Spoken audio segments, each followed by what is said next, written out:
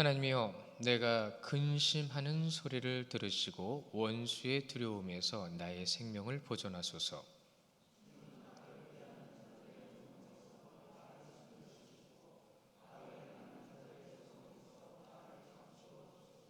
그들이 칼같이 자기 혀를 연마하며 화살같이 독한 말로 겨누고,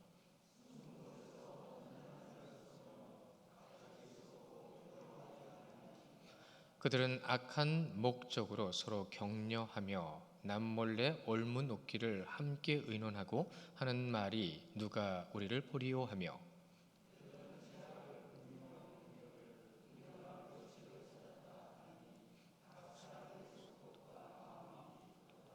그러나 하나님이 그들을 쏘시리니 그들이 갑자기 화살에 상하리로다.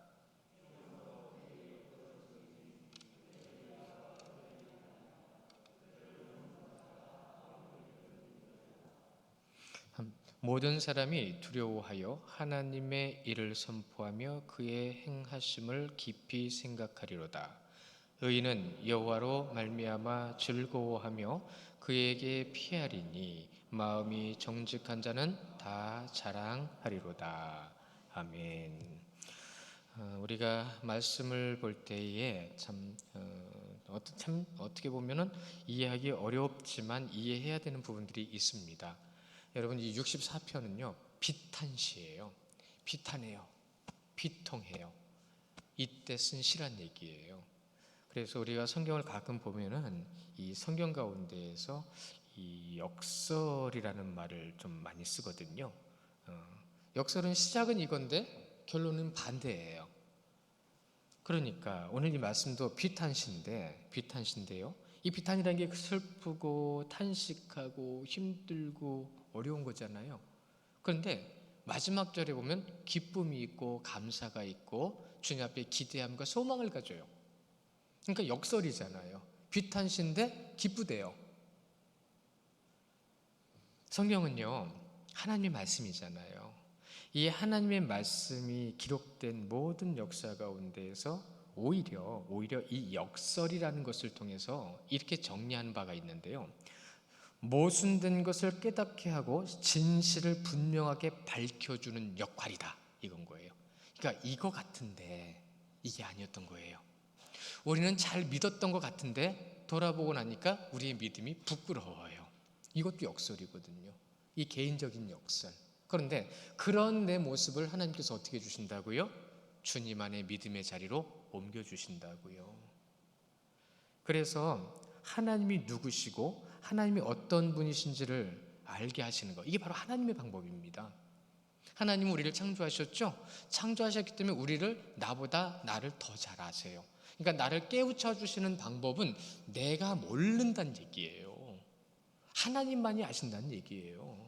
그러니까 하나님께서 나를 깨우쳐 주시는 방법을 하나님께서 알게 하실 때에 어떤 문제가 생기는 거예요. 어려움이 생기는 거예요. 고난이 생기는 거예요. 그러한 고난과 어려움 속에서 우리는 하나님을 어떻게 바라볼까요? 하나님을 바라보는 모습을 보면 제대로 바라보지 않는 사람들은 둘 중에 하나인 거예요. 믿음이 없거나 모르거나 아니면 이단이거나 다른 것들이거나. 우리는 어디에 있을까요? 우리는 하나님을 믿잖아요. 하나님을 알고 있잖아요. 근데 안타까운 것이 말씀을 가까이 안 한다는 거죠. 성경을 많이 보는 분들 많아요. 그래도 우리 교회 성도님들은 성경 많이 보십니다. 제가 지금까지 사역했던 교회 중에서 우리 교회 성도님들이 말씀을 제일 많이 보고 계세요. 지금 필사하시는 분들도 되게 많으세요. 그래가지고 지금 필사 제보내달라고 계속 들어와요. 권별로요. 그리고 나서 성경 통독하시는 분들도 제출은 안 하시지만 하시고 계신 분들이 생각보다 많더라고요. 왜 안 내시냐고까지 제가 따져 물은 적이 있었는데 뭐 본인 마음이니까요. 제가 전에 사역했던 교회에서 성경 통독을 했었는데 주일날 한 350명, 400명이 예배를 해요. 근데 성경 통독 내시는 분들은 5, 60명밖에 안 돼요. 반도 안 되는 거예요. 근데 우리 교회는 거의 절반이 하세요. 거의 절반이 하세요. 이것은 중요한 겁니다. 내가 교회인 것을 증명해내는 방법 중에 하나가 내가 주의 말씀을 가까이 하나이다. 누구의 고백이에요? 다윗의 고백이에요. 그래서 우리가 정말로 하나님께로 나아갈 때에 하나님을 더 이해할 수 있고 더 깨달을 수 있고, 이해할 수는 없어요 사실은. 그러나 가까워진다는 뜻이에요. 깨달은 것도 깨닫지 못해요. 가까워지는 거예요. 더 가까워지는 거예요. 주님께 가까워질수록 이해라는 게 이런 거구나, 깨닫는 것이 이런 거구나라는 것을 알아가고 있는 거예요. 그러니까 계속 더 가까이 해야죠. 언제부턴가 그런 말들을 참 많이 들어요. 나 이 말씀 알아. 나 이 말씀 많이 들어봤어. 자, 그 말씀을 안다면 그 말씀대로 살고 있을까요? 안 살고 있을까요? 그 말씀 내가 알고 있으면 알고 있는 대로 내가 순종하고 있을까요? 안 하고 있을까요? 이것이 그 말씀에 대한 제 자세. 오늘 오전에도 말씀드렸죠. 말씀에 대한 자세와 태도는 그것을 곧 예배에 반영이 되고, 예배를 통해서 그가 어떠한 예배자의 모습인지를 우리는 알 수가 있는 거예요. 근데 우리가 알 수 있다는 건 무슨 얘기냐면 내가 나를 알 수 있다는 얘기예요. 여러분 자신을 얼마나 알고 계십니까? 참 힘들어요. 이런 거 말하려니까 너무 힘들어요. 왜요? 저도 부끄러운 사람인데. 그러니까 일주일 동안 말씀을 준비할 때 보면요, 이제 화요일은 수요일 말씀을 준비하려고 하루 종일 씨름을 하다 보면은 아이쿠야. 이제 목요일 날은 오후 예배 걸 준비하려고 하루 종일 준비하다 보면 아이쿠야. 그래서 금요일 날 토요일 날은 주일 걸 말씀을 준비하려고 하다 보면 또 아이쿠야. 그래요. 계속 그래요. 그러면은 어떨 땐 그냥 내려놓고 싶을 때가 있어요. 근데 내려놓을 수가 없는 게 뭐냐면 하나님이 하라 하신 건 해야 되잖아요. 안 하면 그때부터는 도망가는 거예요. 안 하면 그때부터 하나님 뜻에서 어긋나는 거예요. 하나님이 능력이 없어서 지금 우리를 이렇게 놔두고 계실까요? 아닙니다. 하나님의 능력은 여러분을 변화시키고 여러분을 바로 세워주실 줄 믿으시기 바랍니다. 그 가운데 여러분에게 주신 은혜와 능력이 저 세상 가운데 이게 빛으로서 나타나게 하실 하나님의 계획이 있으시단 말이에요. 근데 여러분 스스로를 능력을 인정을 못하는 것 같아요. 여러분이 어떤 재능과 어떤 능력을 가지고 있는지조차도 발견을 못하는 것 같아요. 그러니까 저는 어떨 때 그것 때문에 또 낙심이 되는 거예요. 저분은 저렇게 말할 게 아닌데, 저분은 저 정도면 이렇게 하시면 더 좋을 것 같은데, 하나님이 더 놀라운 은혜와 역사가 삶 가운데 더 비춰질 것 같은데, 근데 저는 그걸 가서 얘기를 못해요. 어떤 건 자존심 상할 문제들도 있거든요. 근데 직설적으로 말하지 않으면 결국은 못 깨달으면 소용없잖아요. 그러면 왜? 기도해야죠. 오늘 장로님이 이제 재정 집계한 걸 저한테 또 보여주셨는데 금리가 내렸답니다. 이게 기쁘면 안 되는 건데, 정말 기뻐야 되는 건 영혼들이 돌아오는 게 기뻐야 되는데, 금리가 오르면 700만 원까지 이자를 내야 되는데 500만 원 내셨대요. 그래서 장로님 제가 기도해서 그런지 모르는데 저 너무 속상해서 기도했어요. 그랬더니 목사님 기도빨이에요 이러고 나가셨는데, 제 기도가 아니라 하나님이 하시는 거예요. 하나님이 여러분의 삶도 이끌어 가신 줄 믿으시기 바랍니다.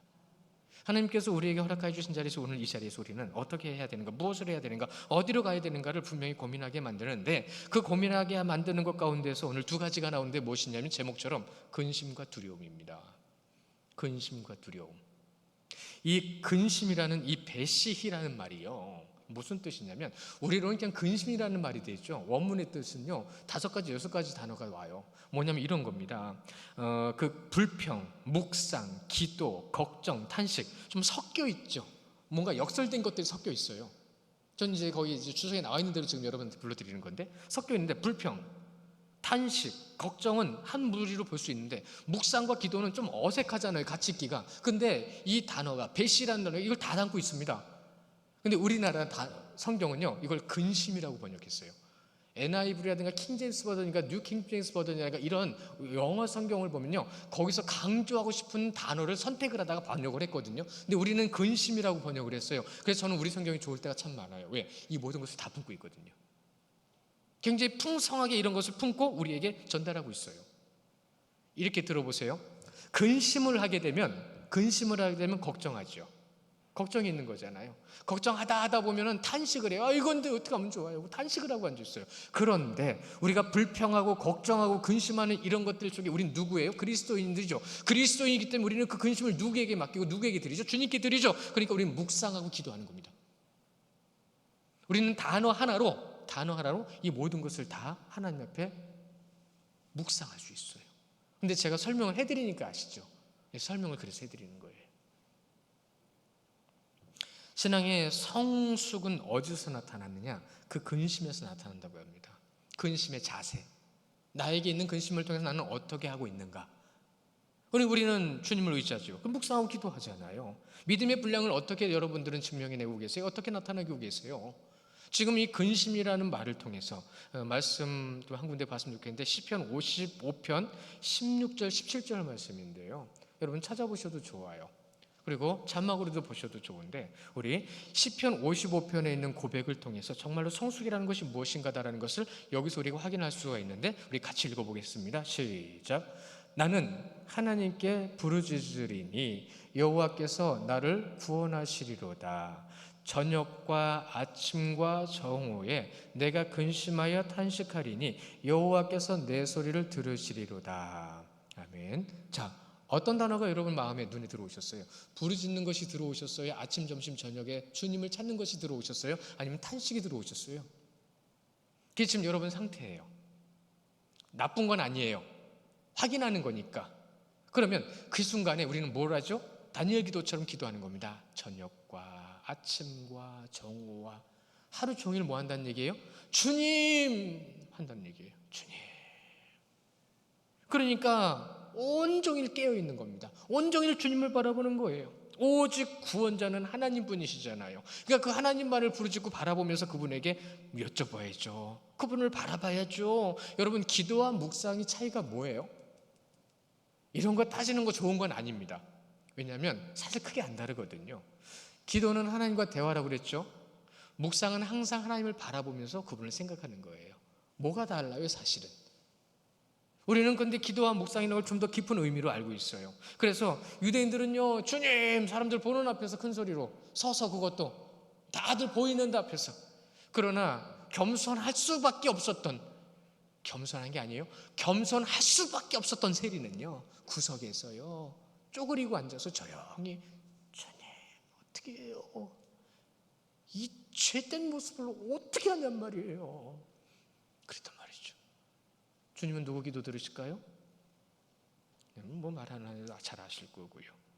우리 말씀 한 군데 더 볼까요? 고린도서 7장 9절의 말씀인데요. 고린도서 7장 9절 시작.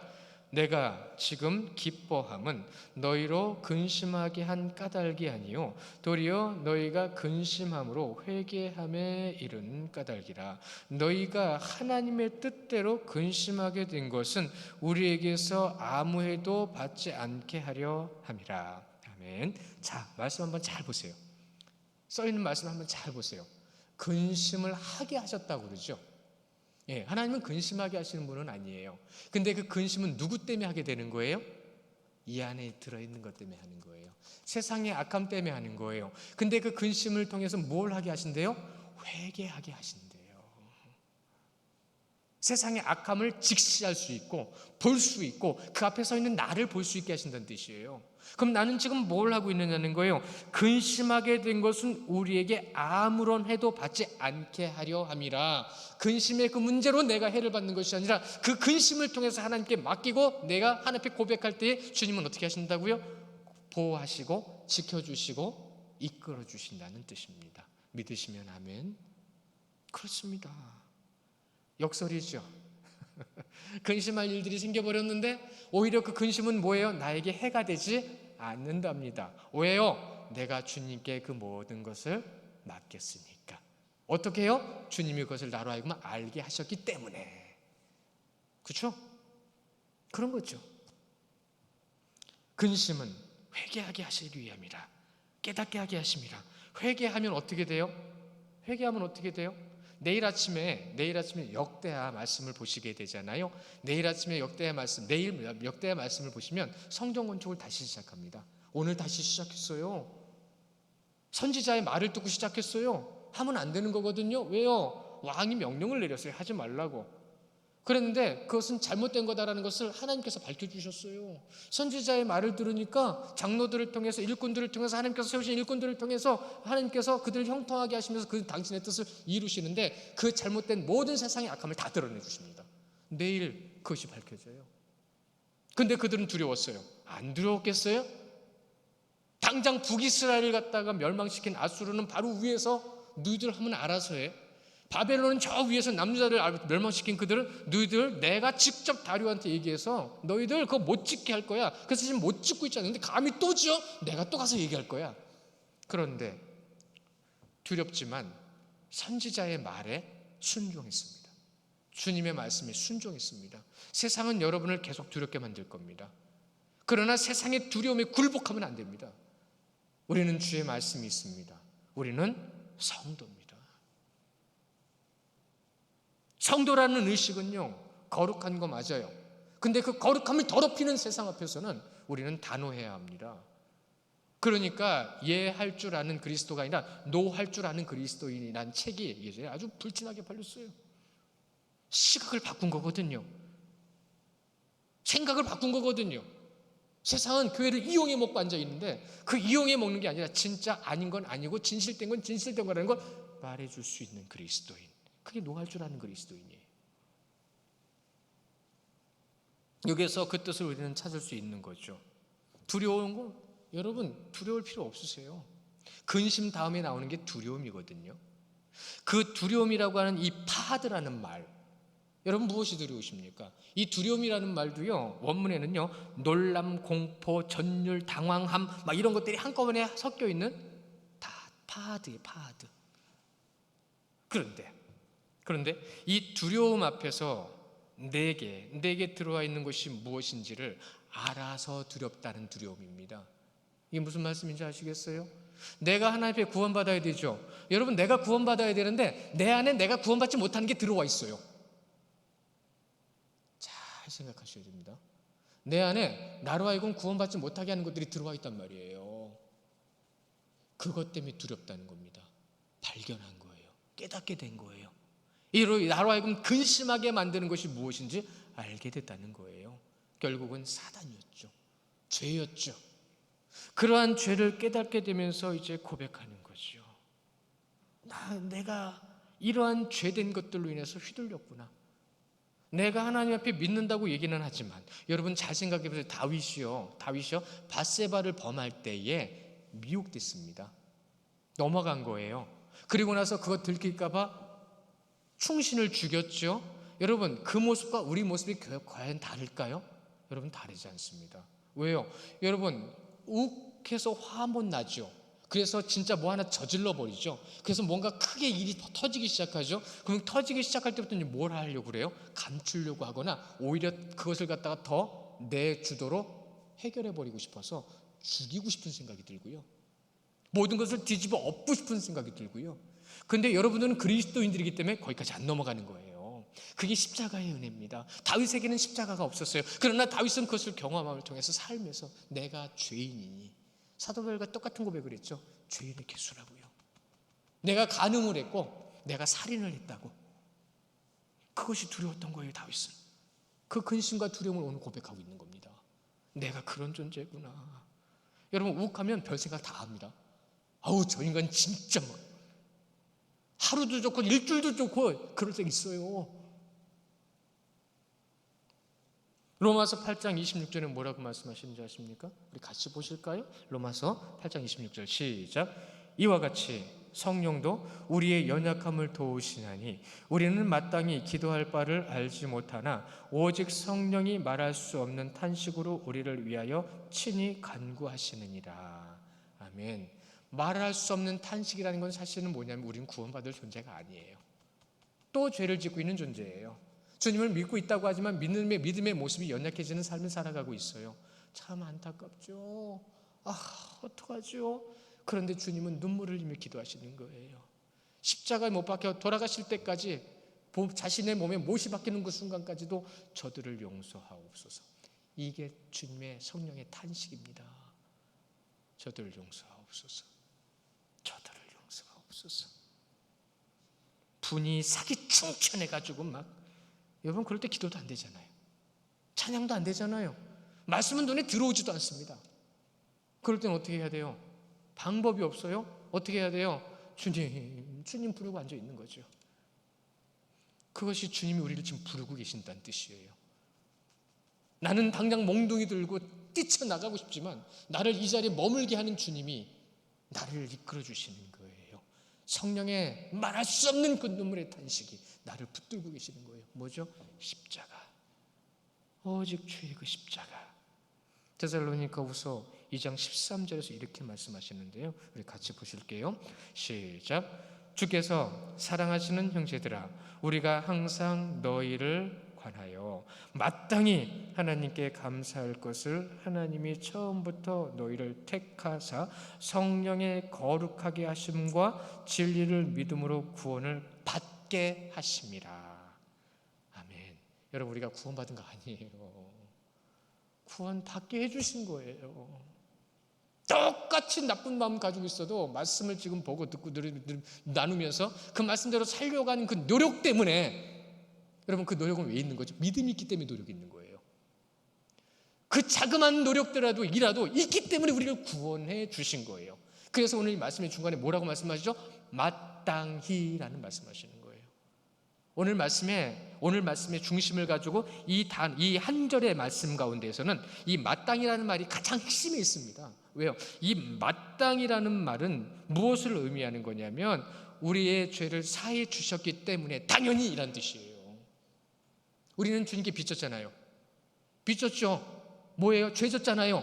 근데 죄를 어떻게 해주셨어요? 당신의 십자가로 사해 주셨잖아요. 우리는 빚진 자들입니다. 그럼 그 빚진 자가 무엇을 해야 돼요? 마땅히 주님의 자리에, 마땅히 그렇게 주님 앞에 서 있고 주님께로 나아가고, 나의 생명을 보존해 주시는 하나님, 이 죄에 대하여 우리는 탄식으로 기도해야 되는데 오히려 성령께서 탄식으로 기도해 주고 계시다는 거예요. 육신의 정욕을 버리지 못합니다. 천국 갈 때까지 다 안 버려질 거예요. 죄인의 모습을 보면서 어떨 땐 근심하고, 그것 때문에 아우 야 나 뭐 어떡하면 좋아, 나 또 그랬어, 그러면서 그 두려움.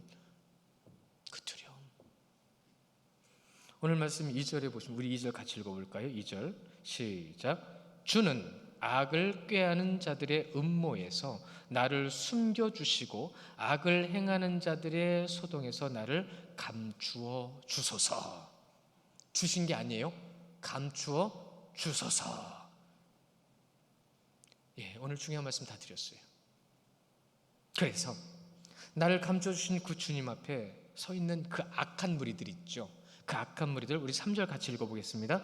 그들이 칼같이 자기 혀를 연마하며 화살같이 독한 말로 겨누고, 여러분, 칼같이 나쁜 말로 독한 말로 우리를 자꾸 이렇게 넘어뜨리려고 그러는 거예요. 4절도 읽어볼까요? 4절. 숨은 곳에서 온전한 자를 쏘며 갑자기 쏘고 두려워하지 아니하도다. 자신들이 무엇을 하고 있는지 모른다는 얘기예요. 우리는 우리 죄 때문에 두려워하는데 악한 자들은 자신이 무엇을 하는지 두려움이 없는 거예요. 그래서 두려움이 없는 믿음은 없다라는 얘기들도 하는 겁니다. 5절 보실까요? 5절 시작. 그들은 악한 목적으로 서로 격려하며 남몰래 올무 놓기를 함께 의논하고 하는 말이, 누가 우리를 보리요? 몰라. 우리가 이런 짓 하는 거 아무도 몰라. 너하고 나하고 입만 다물면 돼. 하나님은 바로 옆에서 듣고 계시는데도 몰라.